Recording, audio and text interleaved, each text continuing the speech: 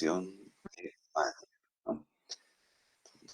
Que relaciona esta ecuación a la geometría del canal, ¿no? O sea, el radio hidráulico relaciona área, perímetro. Entonces, como está en función de H, entonces de ahí, de la ecuación de Manning, se despeja H, eso habíamos visto, ¿no? Y también con el auxiliar, seguramente han resuelto ejercicios determinando la altura normal. O sea, la altura normal, entonces, la utilizamos para poder comparar con la altura crítica, y esta nos va a luego ayudar a determinar cómo cambia el perfil de agua a lo largo del canal. Eso vamos a ver en flujo gradualmente variado. Pero básicamente el flujo uniforme nos permite diseñar un canal, ¿no? Cuando diseñamos un canal, conociendo ya el caudal, etcétera, podemos encontrar el ancho, la base, el tirante de agua, ¿no? Entonces, también con el criterio de flujo uniforme podemos determinar, ¿no? Y, por ejemplo, o sea, la rugosidad de un río como por ejemplo un río caudaloso como el Ichilo, como el Mamoré, donde no podemos ver el fondo porque tiene mucha agua. Entonces, pero sí podemos determinar con la ecuación de Manning el, la rugosidad, ¿no? Podemos determinar la rugosidad. Podemos determinar los niveles de agua, ¿no? Entonces, esta ecuación de Manning es ampliamente utilizada en la ingeniería hidráulica, ¿no? Utilizada por los ingenieros hidráulicos para diseñar canales, para comprender la dinámica de los ríos, cómo se va a elevar el nivel del agua, ¿no? Estimar, verificar los parámetros hidráulicos, ¿no? Aparte, si conoces la pendiente, conoces ciertas variables, puedes determinar otras, ¿no? Como el caudal. Eso habíamos visto en una tablita los diferentes tipos de casos que existen, ¿no? Bien, ¿qué más han visto con el auxiliar?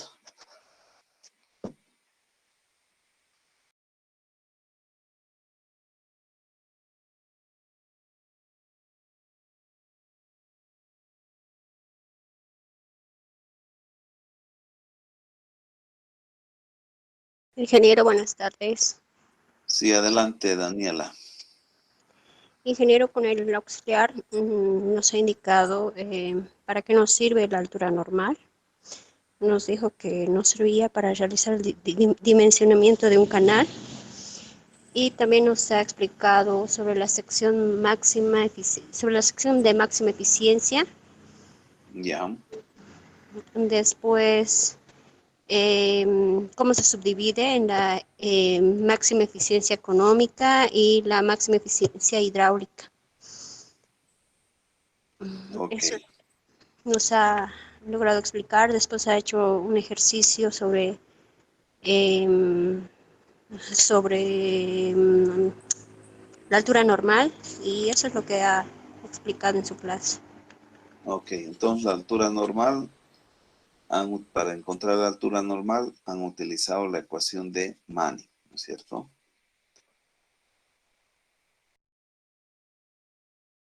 Sí. Muy bien. Entonces, para encontrar la altura normal, utilizamos la ecuación de Manning, porque vamos a despejar de allá la altura H. El área está en función de H, el perímetro también está en función de la altura, ¿no? Ok, entonces vamos a continuar viendo flujo uniforme, esta clase más, y luego vamos a pasar a flujo gradualmente variado. Pero antes vamos a dar el examen, como habíamos dicho, del primer parcial hasta flujo uniforme, ¿no?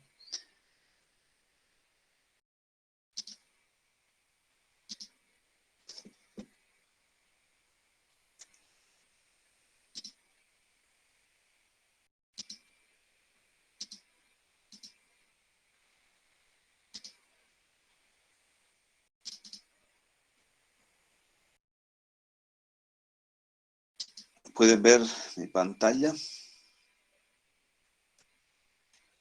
Sí, ingeniero, se puede ver. Ok, gracias, Aaron. Bien, entonces, recordando un poquito algunos puntos importantes, las características del flujo uniforme es que la profundidad, el área mojada, la velocidad y el caudal en la sección del canal son constantes, ¿no? Constantes a lo largo del canal. Entonces también, si hacemos un corte longitudinal, tanto la pendiente del canal como la pendiente de fricción han de ser paralelas, ¿no? Entonces, habíamos hablado de cómo se establece el flujo uniforme y cuáles son las ecuaciones que se utilizan en flujo a superficie libre, como la de Antoine Chessy en 1769 desarrolla un concepto de que la velocidad está en función de la raíz cuadrada del radio hidráulico y la pendiente, ¿no? Multiplicado por un coeficiente C que le denomina pues el factor de resistencia al flujo, conocido como el coeficiente de Chessy. Entonces hay varios autores que digamos,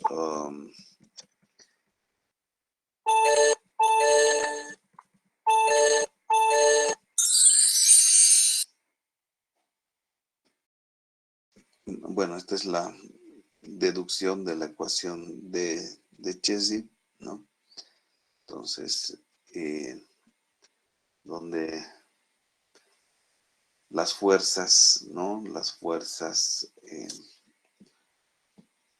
de resistencia, como las fuerzas de inercia, ¿no es cierto?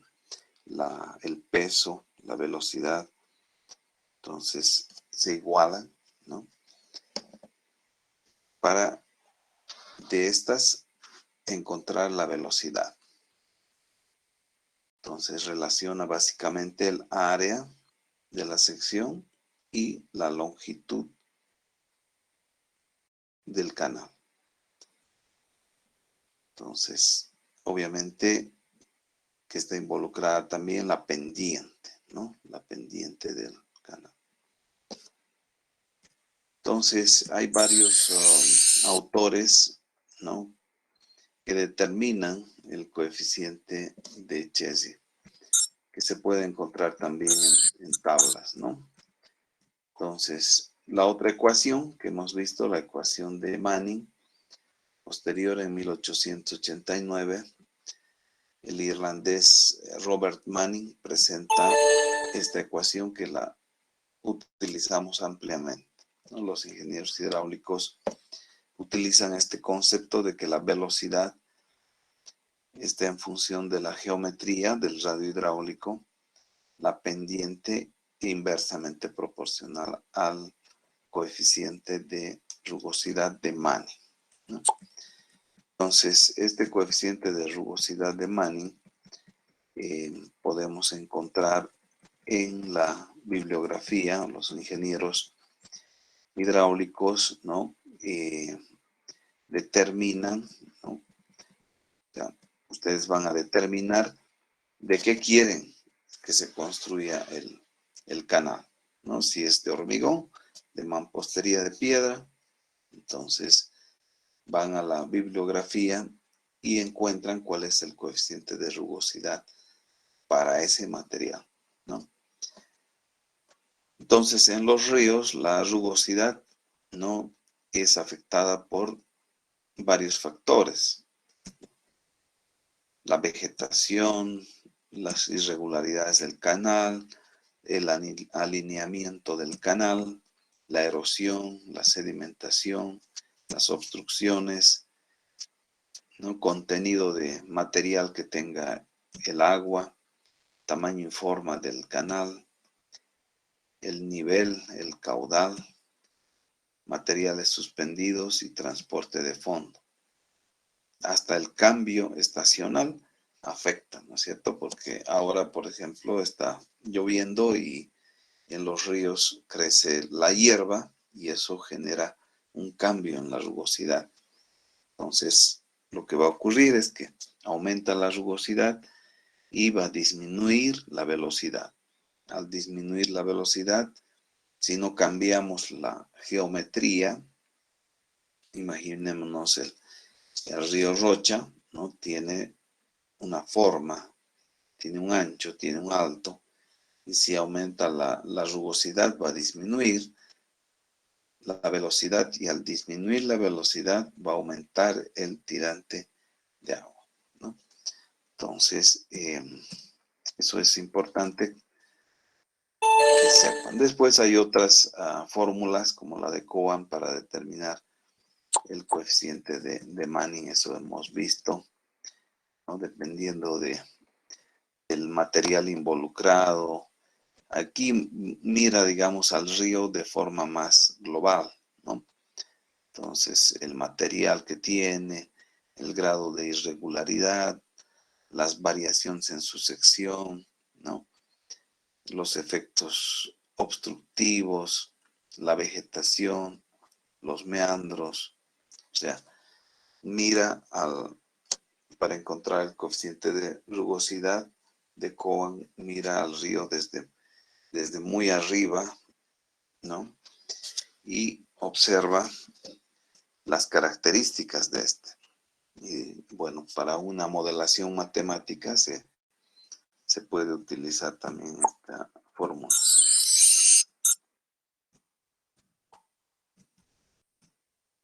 Entonces hay también otros autores, Strickler, Henderson, Radkivi, Gardu, Raju, ¿no? Que también plantean cómo determinar la rugosidad del lecho de un río, ¿no?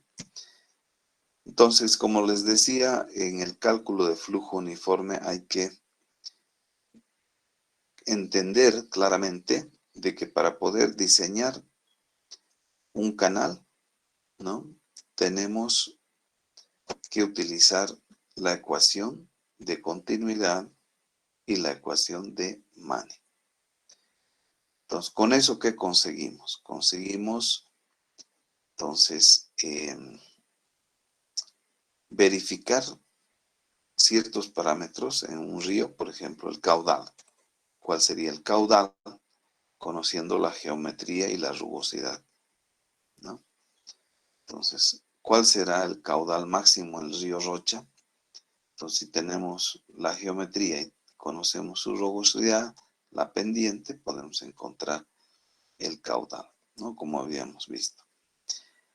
Entonces, el otro caso es que con el flujo uniforme podemos diseñar el canal, o sea, determinación de la geometría del canal conociendo su caudal.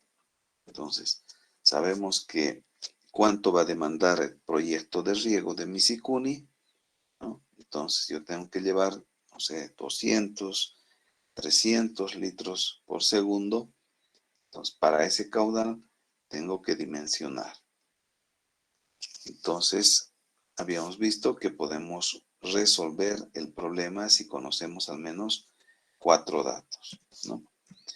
Y esa tablita, pues, habíamos presentado, ¿no? Donde teníamos los diferentes, aquí están las diferentes variables, ¿no? Por ejemplo, agarramos una, el tipo A, hay que determinar, no conocemos. La variable caudal es desconocida. La variable velocidad es una variable desconocida que puede determinarse con las variables conocidas. ¿Cuáles tendrían que ser las variables conocidas? El tirante, la profundidad, o sea, la profundidad medimos, la rugosidad asumimos, la pendiente la medimos y la geometría la medimos.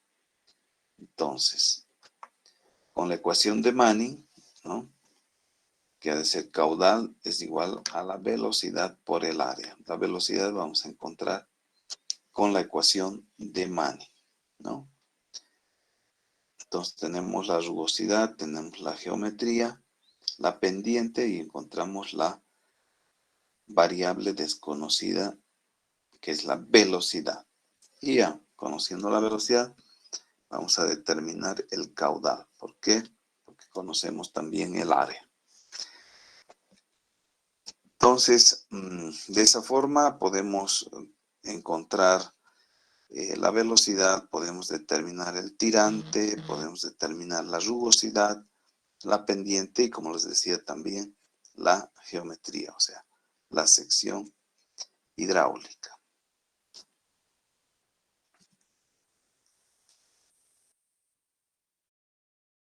Bien, pero hay situaciones en que la sección de un canal tiene diferente rugosidad, ¿no? Como el río Rocha, por ejemplo, tiene una sección para el flujo base que todo el año, digamos, tiene un caudalito. Entonces, tiene una rugosidad. Y luego tiene unas planicies, ¿no?, donde crece la hierba, le han puesto árboles, etc. Entonces, diferentes rugosidades. Puede tener una sección transversal como la que estamos observando. Entonces, ¿cómo determinamos la rugosidad en este caso?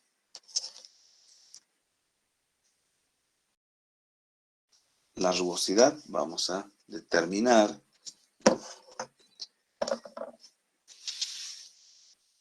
con un concepto que es el concepto de la rugosidad compuesta, ¿no? La rugosidad compuesta. La rugosidad compuesta, entonces, vamos a determinar, ¿no?, para la determinación del coeficiente equivalente también se conoce. El área mojada se divide en n partes, ¿no?, para cada una de las cuales se conocen los perímetros. Entonces, vamos a aquí determinar el perímetro. Acá tenemos una rugosidad que puede ser mampostería de piedra, ¿no? Entonces vamos a determinar acá su perímetro para esta rugosidad. Si se fijan, acá está cambiando, ¿no es cierto?, la rugosidad. En esta sección trapezoidal cambia, que puede ser, qué sé yo, arena, ¿no? Entonces, también determinamos el perímetro y acá tenemos otro material. Entonces, vamos a tomar, ¿no?, los perímetros y los coeficientes de rugosidad para cada perímetro, ¿no? Orton y Einstein supusieron que cada parte del área tiene la misma velocidad, ¿no? Asumen de que tienen la misma velocidad y a su vez son iguales a la velocidad media de la sección completa, de toda la sección. Es decir, o sea, la velocidad para el perímetro 1, la velocidad para el perímetro 2 y así sucesivamente. Con base a esta, entonces, asunción, el coeficiente de rugosidad equivalente se obtiene con esta ecuación, ¿no? Que toma en cuenta la sumatoria de los perímetros y las rugosidades sobre el perímetro total, ¿no? Sobre el perímetro total. Acá está sumando entonces el perímetro de la rugosidad N1 elevado a 1.5 más el perímetro de la otra rugosidad también elevado a 1.5 y así sucesivamente, todo elevado a 2/3 y el perímetro de toda la sección, ¿no?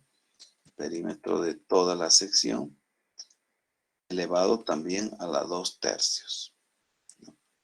Entonces, así encontramos el perímetro equivalente de esta sección transversal que estamos observando, ¿no? Que puede tener diferentes rugosidades.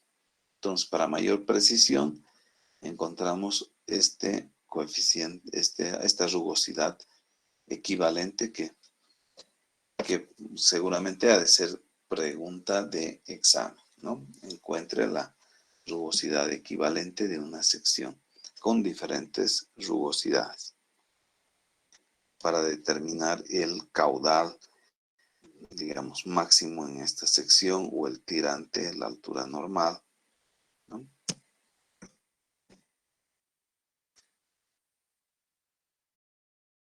Entonces, existen también otras suposiciones para el cálculo de la rugosidad equivalente. Por ejemplo, Pavlovsky, Mühlhofer, Einstein y Banks presentan esta ecuación, ¿no? Lotter presenta esta otra, ¿no? Donde N es la rugosidad, P es el perímetro radiohidráulico y N son las partes en las que se divide el área mojada con perímetros mojados conocidos, ¿no?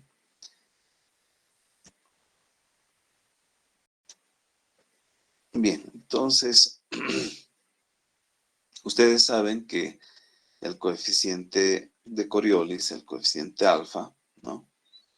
Es un coeficiente que nos corrige la altura de la velocidad, ¿no?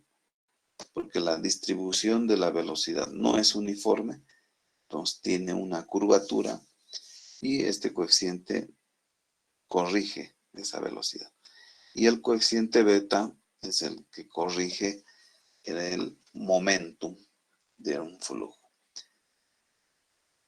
Entonces, cuando se trabaja con subsecciones, también se modifican los valores de los coeficientes de corrección de energía cinética, Coriolis, y de la aceleración local Boussinesq, ¿no? Entonces, pero prácticamente asumimos casi siempre que el coeficiente alfa y beta son igual a 1, ¿no?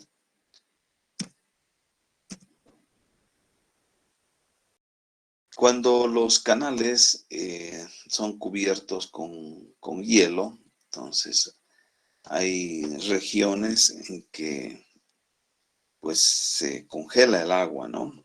En Bolivia, en otros países también. Entonces, coeficiente de Manning se utiliza esta ecuación, ¿no? Entonces, vamos a recordar qué es algunas definiciones, como la altura normal es la profundidad que obtenemos al aplicar la ecuación de Manning en la solución de canales. De manera similar se obtiene la velocidad normal. La ecuación de Manning, como ya se mencionó, puede ser resuelta por dos métodos, analíticamente o a partir de tablas. La pendiente normal, entonces conocidos el caudal, la rugosidad y la profundidad normal, obtenemos con base a la ecuación de Manning la pendiente normal, ¿no? Entonces, cuando el flujo se encuentra como flujo uniforme, entonces los conceptos de altura normal, tirante o tirante normal, también conocido, o también se conoce como la pendiente normal. La pendiente crítica, entonces la pendiente crítica la obtenemos al variar la pendiente normal hasta cierto valor, ¿no? Modificando incluso el tirante normal, de tal manera que para el caudal, para un determinado caudal y la rugosidad conocidas, ¿no? Se presenta un flujo crítico, o sea, cambia de un flujo normal a un flujo crítico, ¿no? Entonces, pendiente crítica a determinado tirante normal. Se obtiene manteniendo fijo el tirante normal y la rugosidad, pero se modifica la pendiente y el caudal. El flujo es uniforme y crítico. Entonces, las variables son el caudal, la velocidad, el tirante, la rugosidad, la pendiente y la geometría. Entonces, el diseño ha de ser mediante una sección hidráulicamente óptima, ¿no? No es lo mismo que una sección económica.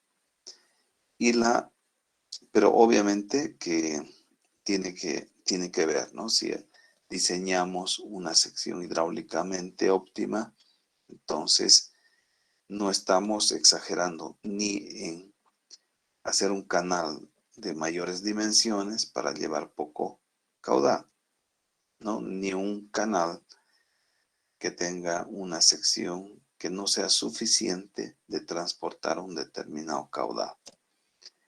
Bajo dos criterios: que la velocidad no sea mínima, de tal forma que no se sedimente.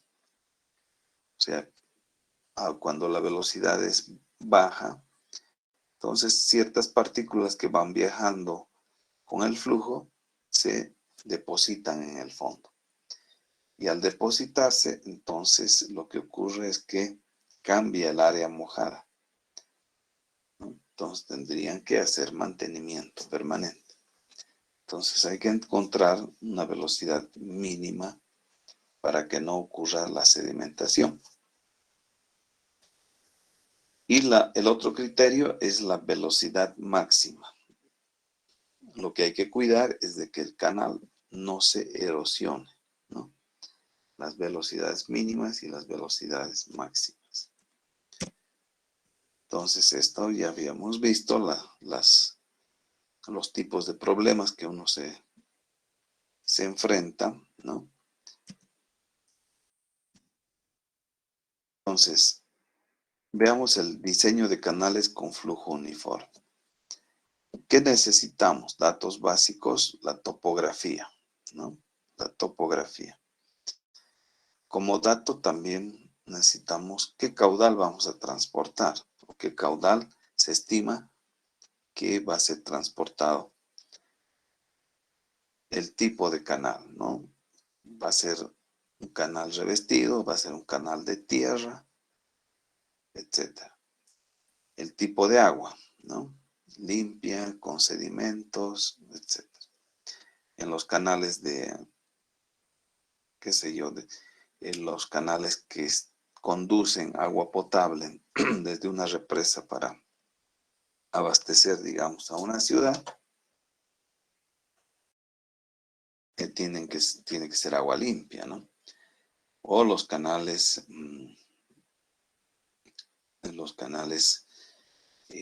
por ejemplo, los drenajes, que con las lluvias transportan mucho sedimento. Entonces, tipos de canales.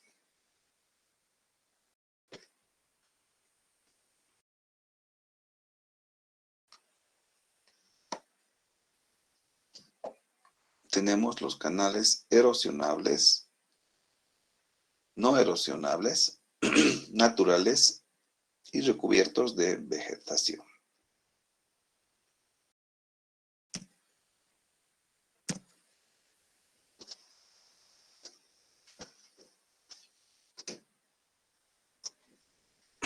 Denme 2 minutos.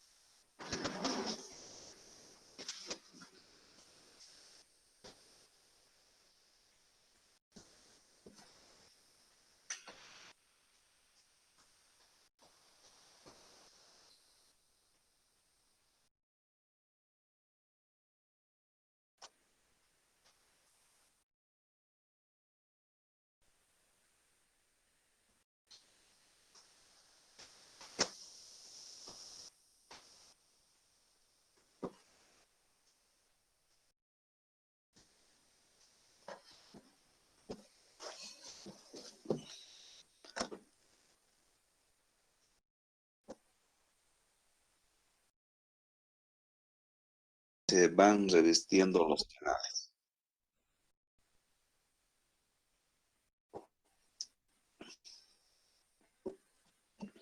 ¿Por qué no simplemente agarrar un canal excavado, darle forma y listo? Para que no filtre agua, Inge. Exactamente, ¿no? Entonces,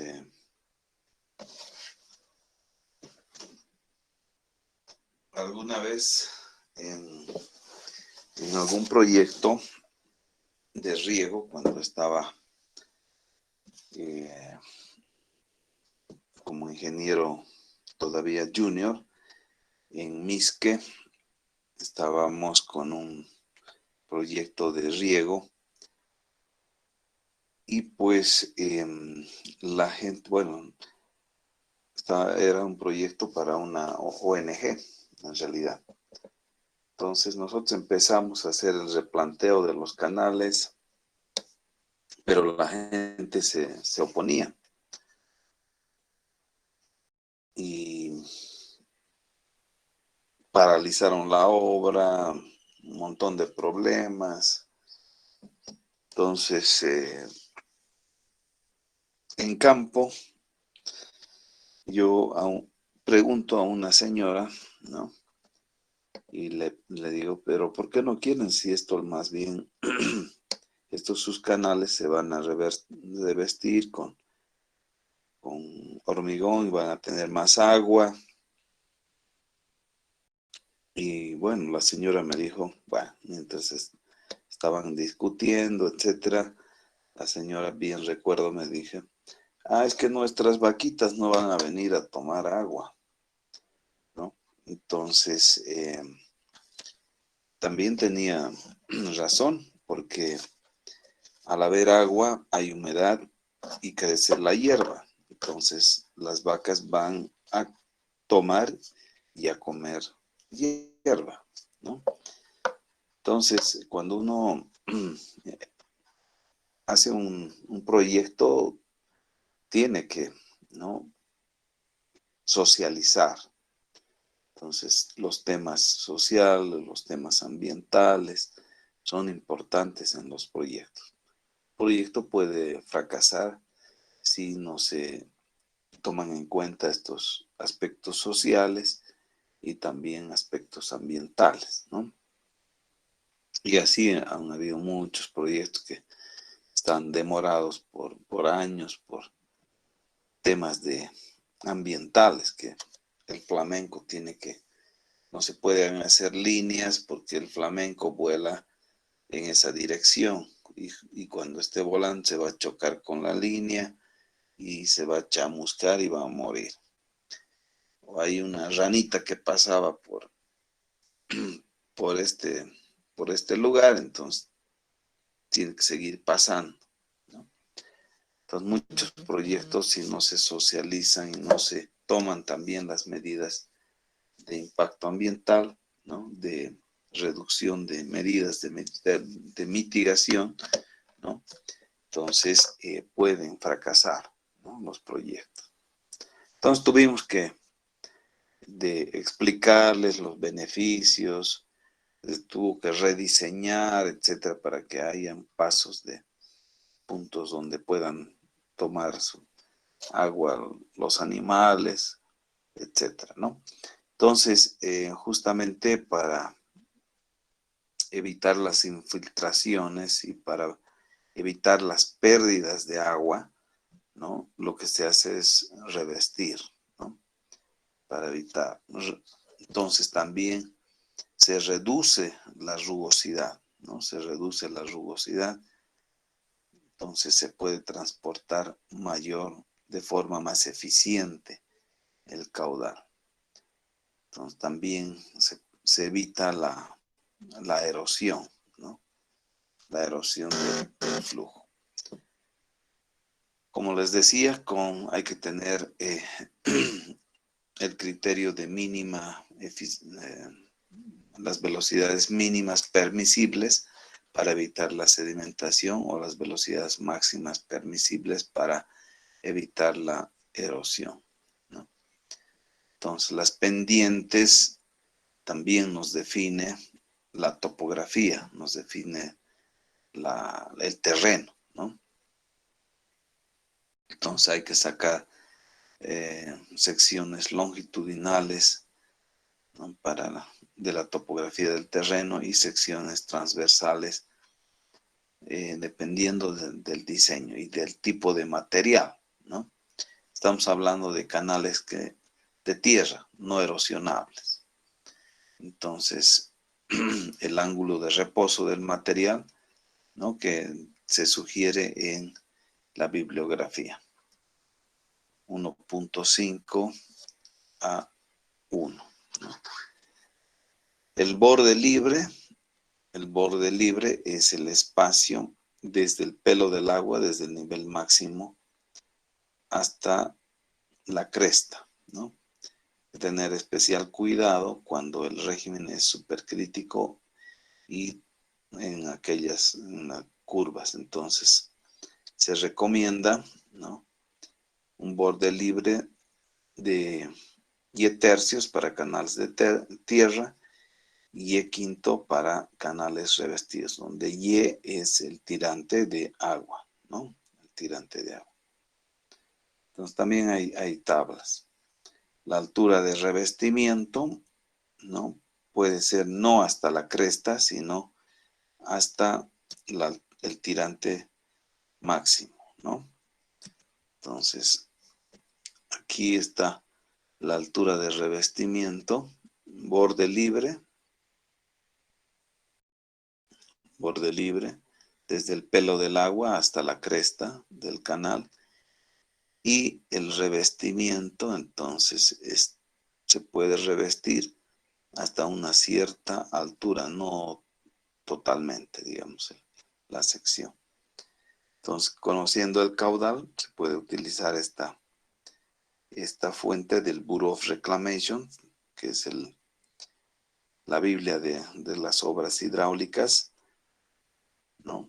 Entonces, esta gráfica nos permite entonces encontrar la altura del revestimiento por encima de la superficie libre del agua. Entonces, para un determinado caudal, qué sé yo, 20 metros cúbicos, tenemos una altura de revestimiento de 0.4, ¿no? O sea, desde el pelo del agua, 0.4, 50 centímetros más. Y la altura del borde libre para 20 metros cúbicos, entonces ha de ser de casi 90, casi 1 metro, ¿no? Es bastante. Pero también 20 metros cúbicos es pues altísimo, ¿no? Entonces, por lo general, nuestros canales están entre 1 metro cúbico, ¿no? está medio metro cúbico. Entonces la altura de revestimiento ha de ser también menor, ¿no? Bien. ¿Están todavía ahí presentes? Sí, ingeniero.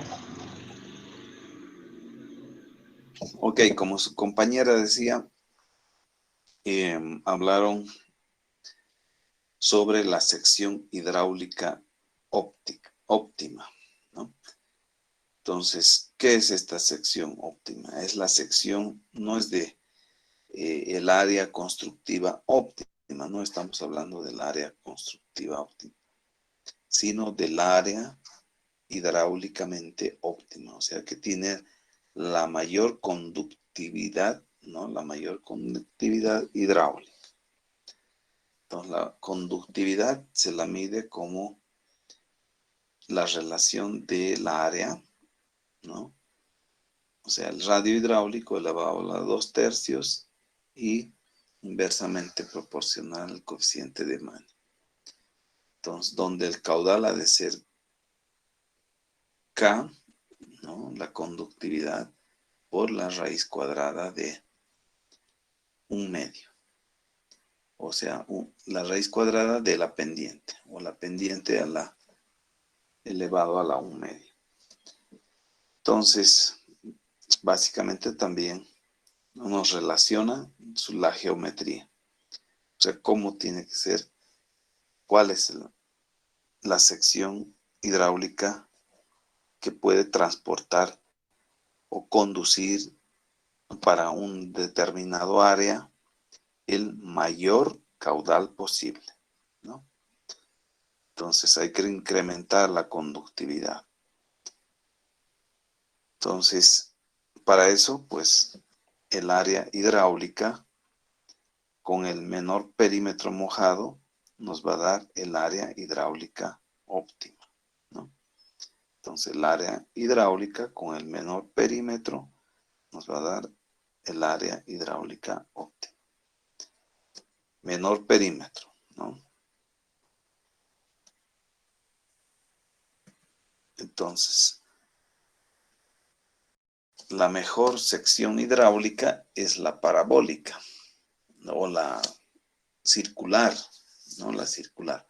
Pero desde el punto de vista constructivo, entonces es más difícil, ¿no? Por eso es que la sección trapezoidal, que se asemeja, digamos, a una sección circular, ¿no? Ha de ser la sección hidráulicamente óptima, ¿no? Y aquí tenemos entonces para diferentes secciones: trapecio, rectángulo, triángulo, semicírculo, parabólica, ¿no? El área, el perímetro, el radio hidráulico, el ancho superficial, la profundidad y el factor de sección, ¿no? Factor de sección, Z, para diferentes secciones transversales. Entonces, tenemos la sección, el factor de sección,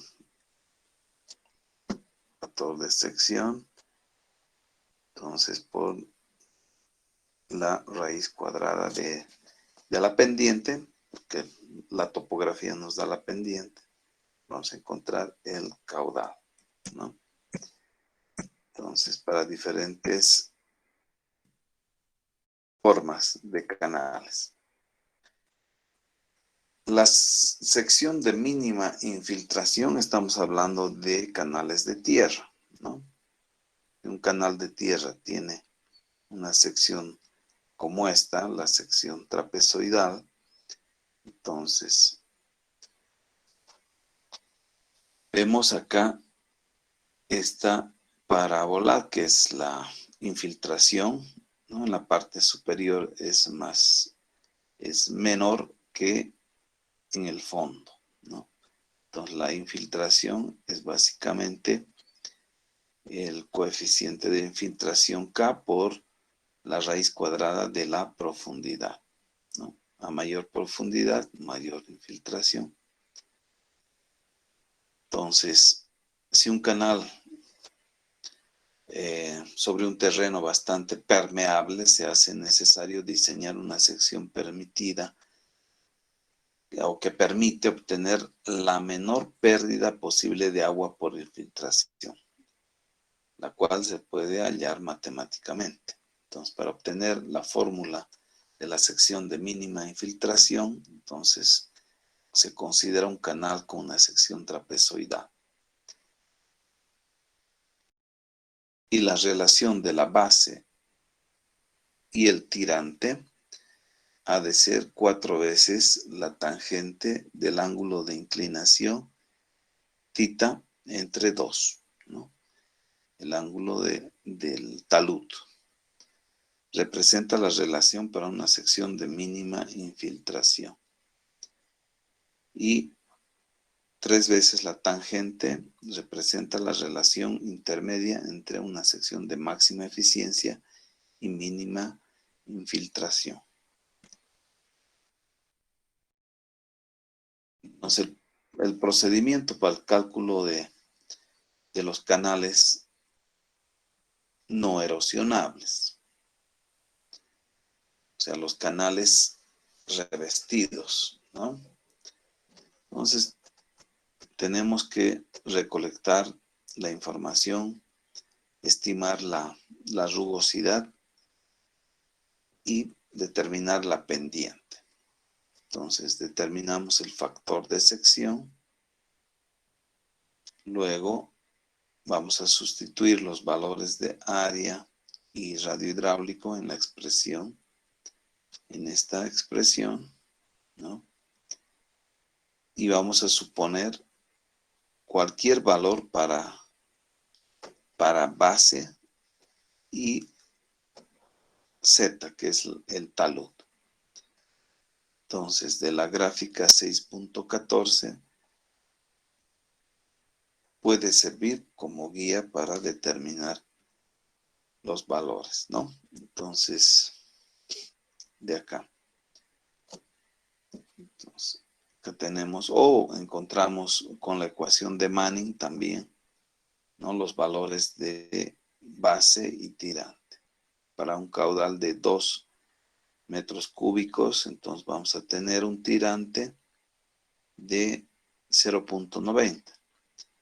Y para su base, entonces ha de ser de 1.4 más o menos, ¿no? 1.4. Entonces, el ingeniero tiene que ir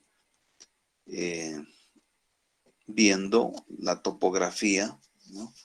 Para determinar con la ecuación de Manning la base, la relación de la base y de la altura. O sea, si voy a llevar los canales por una serranía, por montañas, entonces tengo que ver de excavar menos, ¿no?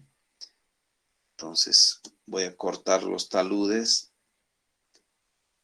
de tal forma que no me ocupe mucho espacio, ¿no? Entonces le daré una menor base, pero mayor tirante.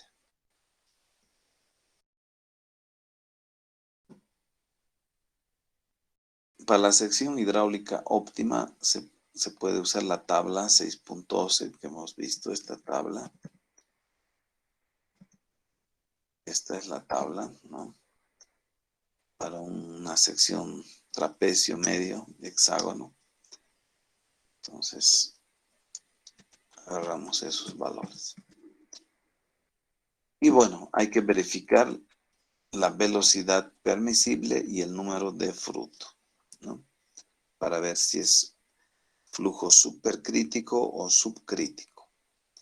Calcular el tirante normal y aumentarle entonces el borde libre. ¿Ok?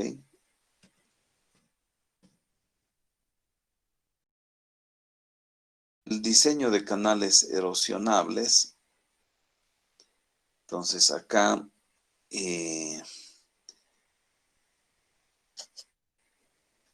se utiliza otros métodos, la velocidad máxima permisible y la fuerza tractiva. Entonces la fuerza tractiva es la fuerza que nos va a generar movimiento del sedimento, ¿no? Entonces,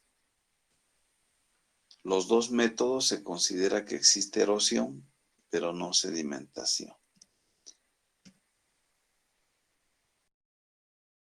El método de la velocidad máxima permisible. Velocidad máxima permisible es aquella que no causa erosión en un canal.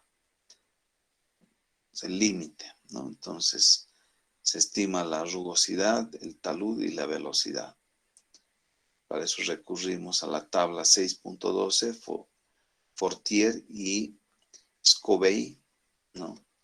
Es esta tabla, donde para diferentes materiales, por ejemplo, arena fina, coloidal, limos, aluviales, ¿no? Tenemos el coeficiente de rugosidad de 0.020 y tenemos la velocidad del flujo en metros segundo y tau, que es tau es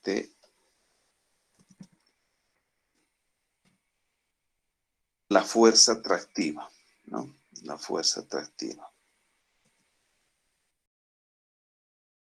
Entonces, ¿no? Y el procedimiento, bueno, o sea, igual calculamos el radio hidráulico, usamos la ecuación de Manning, determinación del área hidráulica con continuidad, ¿no? Luego la solución del área hidráulica y el perímetro mojado para valores que uno va jugando de tirante y la base. Adicionamos el borde libre, la altura del revestimiento, obtenemos el perímetro mojado con base en la expresión del radio hidráulico. Bien, entonces creo que eso es todo de diseño de los canales erosionables y de los canales no erosionables, ¿no? O sea, los que no se erosionan son los revestidos y los que se erosionan son los canales de tierra. Eso es básicamente. Entonces, si tienen alguna pregunta.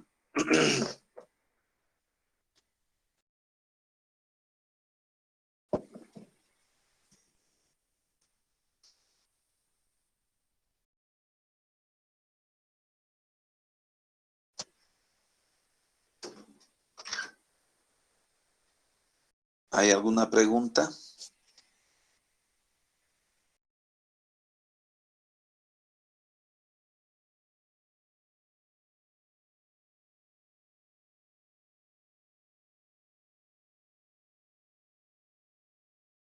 Entonces, lo que tienen que determinar es, con la ecuación de Manning, la sección hidráulicamente óptima. Encontrar entonces la altura del borde libre, ¿no? Altura del borde libre. Tal forma que el caudal que están transportando, por ejemplo, para el proyecto Misikuni, ¿no? Entonces, hasta que se termine el proyecto de riego, ¿no? Que no está listo hasta ahora, ustedes van a poder participar en ese proyecto, ¿no? Diseñarán. Aunque como va creciendo la mancha urbana, entonces tendremos que pensar ya no en canales abiertos, sino en conductos cerrados, ¿no? Tuberías que estén enterradas y simplemente se entregue a un determinado distrito de riego para que puedan regar, ¿no? ¿Hay alguna pregunta? Bueno, si no hay preguntas, entonces vamos a verificar la asistencia. Orellana, Wendy. Presente, ingeniero. William, Reilmar. Aquí, Inge. Eric, Guillermo. Ponce, Presente, Inge. Cristian Aruquipa, Presente, Inge. Adriana Marcia Villarruel, Presente, Inge. Adriana Marisol. Presente, Inge. Ah, caramba, estaban presentes. ¿Y por qué no dicen nada? Abel Colque, Presente, Inge. o todo está claro o nada está claro, ¿no?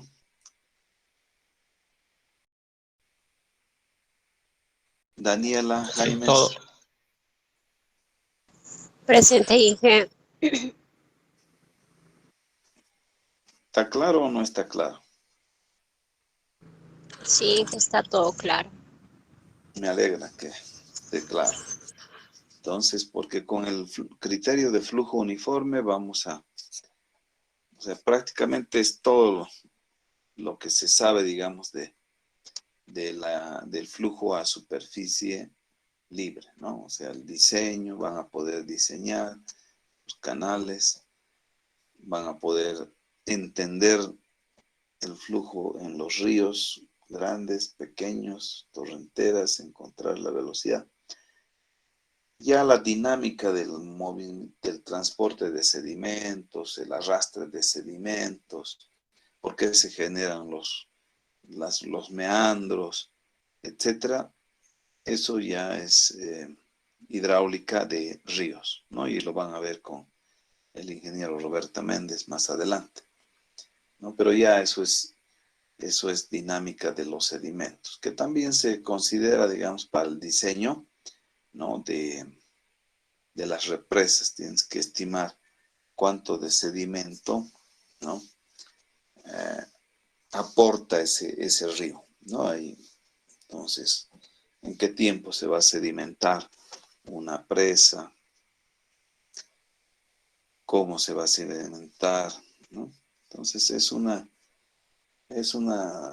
ciencia bastante empírica y hay mucho que investigar porque los autores, ¿no? Hay recientes, ¿no?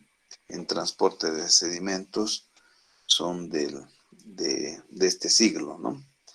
Entonces, está Einstein y otros, Radhu, hay varios investigadores que han estado planteando ecuaciones de transporte de sedimentos, pero que cada río, ¿no? Cada río pues tiene su propia dinámica, su propia característica. Entonces, eh, es muy, pero sirven esas ecuaciones de alguna. Hay ecuaciones que asumen ciertas cantidades para estimar, digamos, el volumen de sedimento que arrastra, ¿no? Se utilizan algunas ecuaciones, pero eso lo van a ver ustedes en hidráulica de ríos. Bien, entonces es importante que vayan resolviendo ejercicios, ¿no? Propuestos en el texto de este capítulo, ¿no? Entonces, para la próxima clase,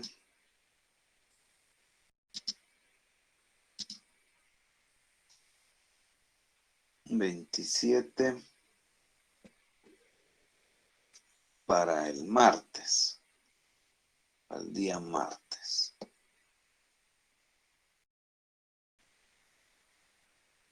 ¿Y les parece el día 4 dar el examen?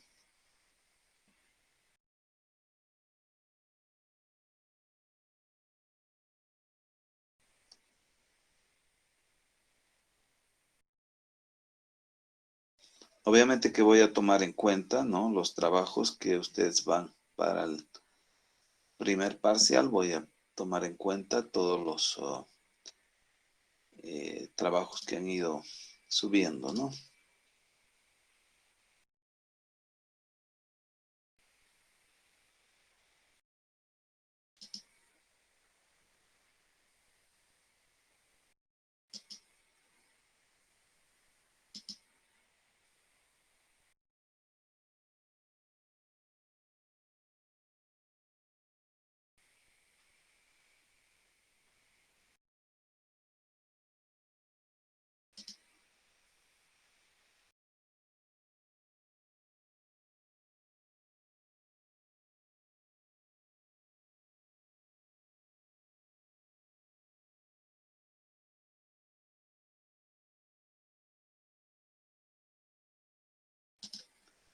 Me están debiendo aquí entonces.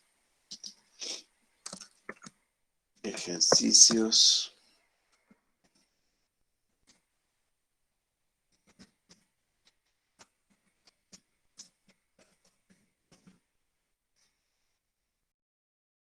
Esto es del capítulo 5, ¿no?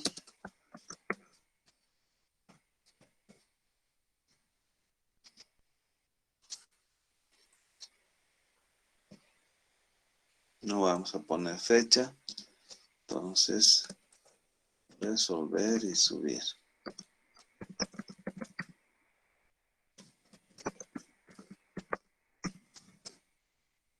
Acá son ejercicios sencillos, que es básicamente determinar la altura crítica, ¿no? La altura crítica.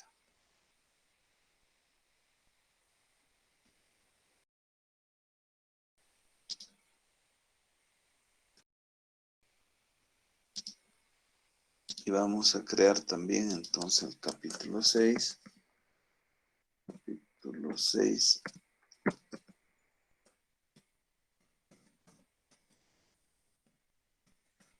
Ejercicios propuestos, ¿no?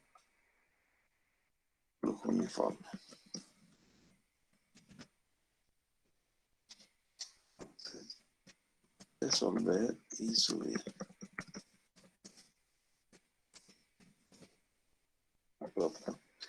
Aquí es ejercicios como encontrar la altura normal, encontrar la velocidad, encontrar la rugosidad, encontrar la pendiente, ¿no?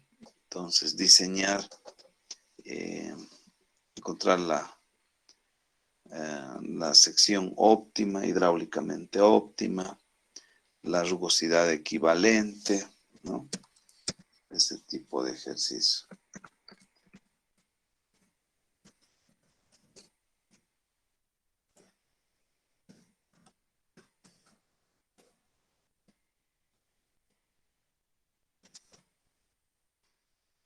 La rugosidad equivalente. ¿Y qué hemos dicho?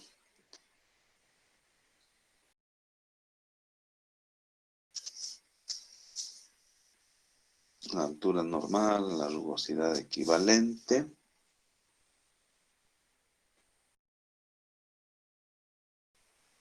La altura normal.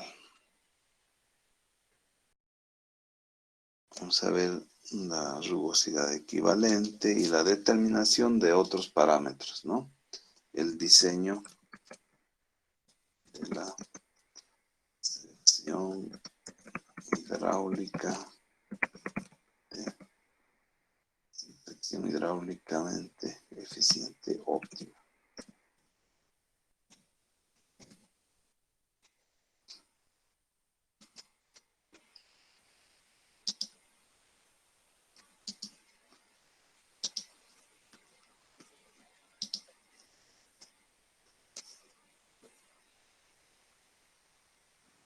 Ingeniero, Sí, adelante.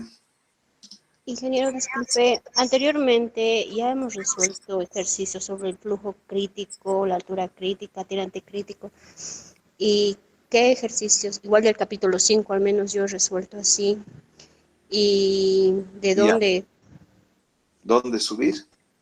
o qué ejercicios más tendríamos que resolver, porque yo al menos ya he resuelto del capítulo 5, porque ya dejó anteriormente sobre el flujo crítico. Ya, ya. No, entonces estoy repitiendo, ¿no? Creo que sí, ingeniero. Sí, Ingeniero, solo que la anterior tarea, en vez de ponerle capítulo 5 le puso directamente como título de la tarea flujo crítico. ya, ya. Entonces vamos a quitar el capítulo 5, ¿no?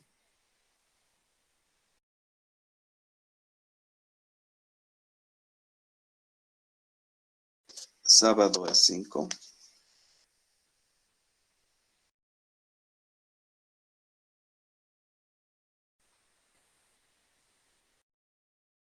Sábado es 4.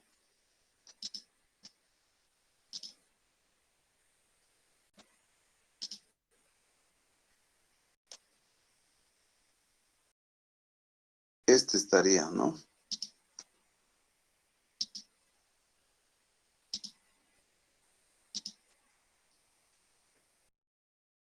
Allá abajo dice ingeniero, flujo crítico. Ya, sí, flujo crítico. Cierto, ya han entregado.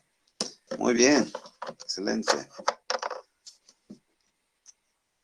Entonces nos faltaría solamente este, ¿no?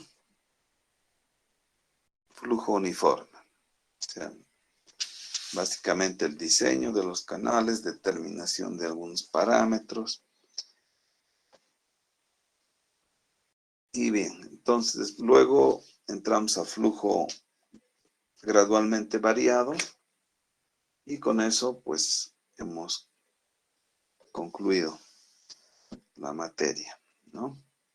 Ahí claro está el flujo, el flujo a través de orificios, compuertas, vertederos, eso que son condiciones de borde en un canal, ¿no? Que nos afectan a la forma del perfil de flujo. Bien, entonces